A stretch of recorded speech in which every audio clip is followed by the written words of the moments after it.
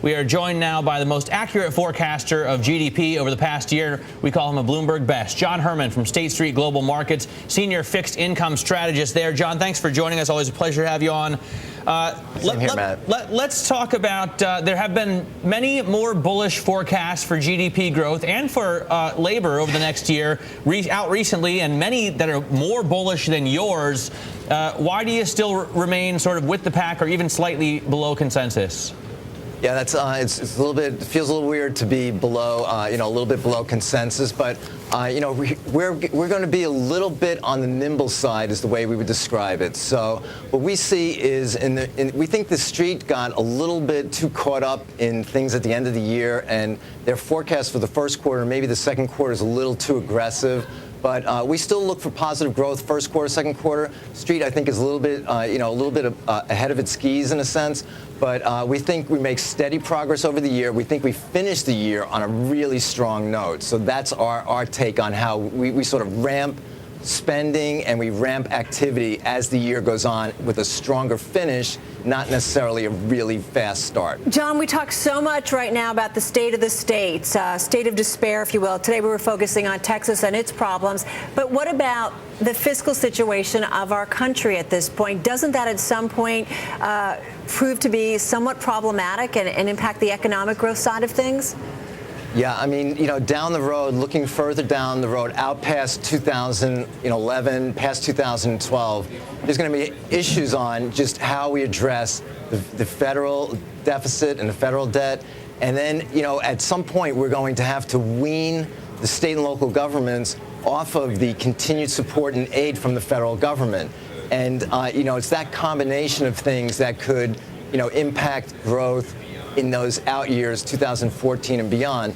But what we're hoping is that we create enough economic momentum over the next 2 years so that it basically can enable those shifts to take place at the federal and the municipal level, where we can still maintain, decent growth. So that's the game plan. What worries me about what you're saying, though, if we get enough economic momentum, John, as you say, maybe over the next couple of years, do states and really the federal government kind of back off of getting their fiscal house in order, or do you think that mandate has been spoken and it's going to be carried out at this point?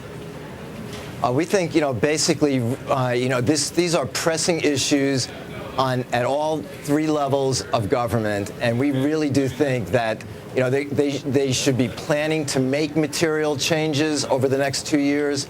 To the extent that they can implement adjustments and changes, that would be good. The sooner the better.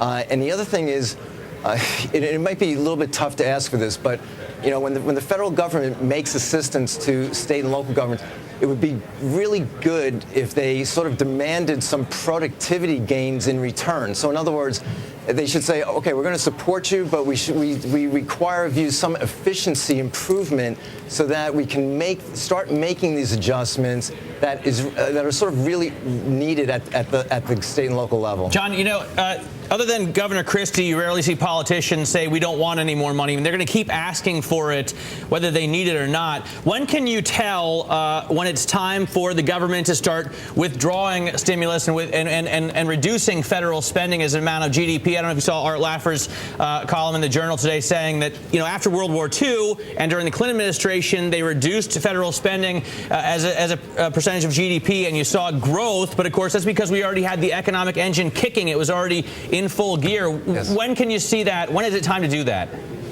I think you're going to see, you can look at a couple of things. On the market-wise, you'll be able to see it in terms of, just how steep the 230s yield curve gets. Because the Fed, as you know, in quantitative easing, the Fed's really not buying the 30-year bond. So the strains and stresses of the fiscal house and the fiscal balance sheet will be more captured by that 30-year bond. So looking at the 230 spread, that would be sort of a market indication. I think in terms of looking at the real activity, what we should see is this. At some point, if debt just gallops along, consumers will begin to anticipate tax hikes, that kind of thing, and that would be a dampener on consumption. But even more to the point, I think, even on, for example, something as simple as aid to the unemployed. Right. What the government will be looking at is there'll be times when we allow people to roll off the unemployment rate, the unemployment aid, and when that happens, if we're still able to maintain decent consumption growth, then I think you'll see the line drawn in the sand, and people will be permanently cut off from, from that kind of aid. So those are two things to look at. John, I got 20 seconds left here. Your upbeat forecast, though, the U.S. economy expanding this year at the fastest pace in 6 years, you say it's because American consumers are going to boost spending. Will it be responsible spending, just quickly in your view? Okay, basically we think consumers again start off a little bit on the slow side, ramp it up over the course of the year. We could see 13 million unit vehicles sold by the end of the year. We think CapEx is going to remain very resilient this year. We think business profits are really in very, very good shape. Right. We look for inventories to add in the first half and then sort of on a quarter by quarter basis. So we look for many, many things to kick in, but more of a decent start, but we accelerate as the year goes on. All right, we got to run. John, always good to get some time with you, Matt, and I appreciate it. John Herrmann of State Street, everybody.